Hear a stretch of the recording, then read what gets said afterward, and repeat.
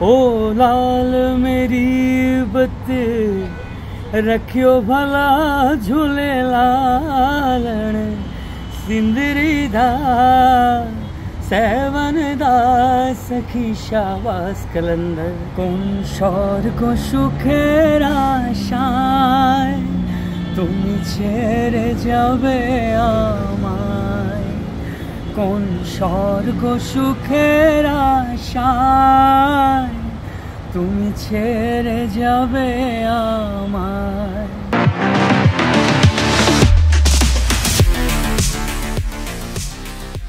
কাওয়ালিটা আসলে কি এক একটা গান তো এক একটা ঘরানা থেকে আসছে। তো কাওয়ালি ওস্তাদ লেভেলের একটা ব্যাপার স্যাপার এবং আগের আমলে অনেক আগেই যারা খুব উচ্চাঙ্গ সঙ্গীত এবং শাস্ত্রীয় সঙ্গীত নিয়ে কাজ করতেন এবং তাদের মধ্যে ওই ফোকের যে ব্যাপারটা, আমরা যেমন বাংলাদেশে ফোক, কাওয়ালিটাও ওইদিকে একটা ফোকের মধ্যে পড়ে।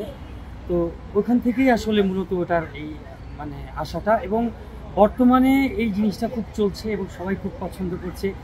অন্যান্য সময়ে যেই ধরনের প্রোগ্রামগুলো হতো তার চেয়ে বেশি কাওয়ালিটা দেখতে শুনতে সব দিক দিয়ে একটু আকৃষ্ট। এই তো গানের তো আসলে কোনো সীমানা নেই, গানের শিল্পীর যেমন কোনো জাত নেই, গানেরও তেমন কোনো সীমানা নেই। আর গানের সাথে রাজনীতির আসলে মেশানোটা একেবারেই উচিত না, কারোরই উচিত না। আমরা যখন গান শিখি তখন আমরা বিভিন্ন বলে বিভিন্ন দেশের ভাষায় বিভিন্ন এক্সপেরিমেন্টের জন্য তো আমরা এগুলো করি। তো এই জন্য যদি এখন আমরা ওই ভাষায় আমি গান করতে পারবো না, এই ভাষায় কথা বলতে পারবো না, এটা তো আসলে কোনো বাউন্ডারি নেই, এটা একেবারেই ভুল। আর হ্যাঁ, কাওয়ালিটা আসলে প্রাণ খুলে সবাই মিলে একসাথে গাইতে পারে, এখানে একটা গ্রুপিং থাকে, হ্যাঁ অনেকের এটার মধ্যে একটা অংশগ্রহণের ব্যাপার থাকে, যার কারণে এটা সবার কাছে এতটা বেশি আসলে প্রিয়। আপনার পছন্দের সবচেয়ে পছন্দের কাওয়ালি গান? আমার আসলে গান একটা তো ওইভাবে বলা খুব কষ্টকর, তবে আমি নুসরাত ফাতেহ আলী জির গান খুব পছন্দ করি, এক নাম্বার। হ্যাঁ, তো ওনার অনেক গান, প্লাস আমাদের রুনা লায়লা ম্যাডামের দামাদাম মাস কালান্দার, এইসব গান বা অনেক আছে আসলে লিস্টে। একটু কি একটা গান একটু গান দেবেন খালি গলায়? হ্যাঁ, একটু তাহলে শুনে দিই।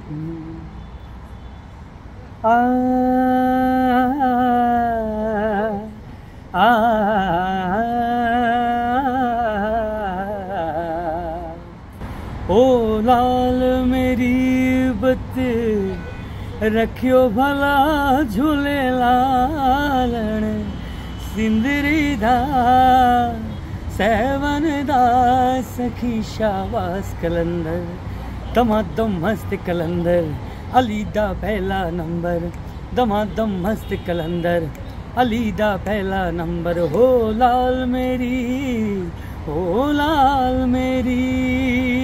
বলে কিছু গান যেগুলো আসলে বলে না, আমরা বলি না যে অমর, কিছু কিছু গান যেমন ওল্ড ইজ গোল্ড, এগুলো আমরা শুনছি, আমাদের পরের প্রজন্ম শুনছে, তার পরের প্রজন্ম শুনবে, এগুলো কিন্তু আসলে কখনো মৃত্যু হবে না।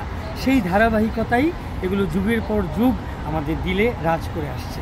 মেহেদী ভাই, আপনার সম্পর্কে একটু জানতে চাই। আপনি তো কাওয়ালির পাশাপাশি অন্য আরও ধরনের গান করেন, আপনার একটা টিমও রয়েছে, আপনাদের সম্পর্কে যদি একটু বলেন। যে আমি বেসিক্যালি গান একেবারেই ছোট থেকে করছি, আমার ফ্যামিলিতে গানের একটা চর্চা ছিল, তো সেখান থেকেই আসলে আসা। আর আমি আমার ফার্স্ট অ্যালবাম রিলিজ হয় 2010-এ সঙ্গীতা থেকে, ওটা মোশাররফ করিম রিলিজ করেছিল।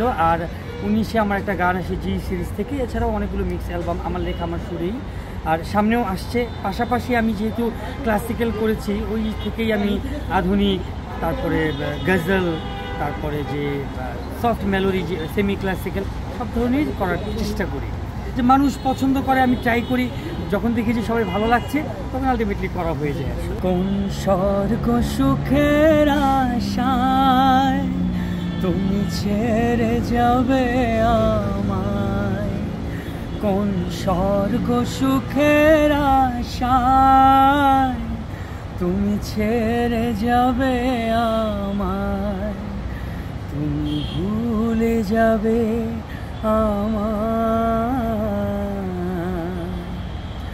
আমি প্রজাপতি আঁকা এই চিঠিটা পেয়েছি, আমি চেয়েছি তোমাকে,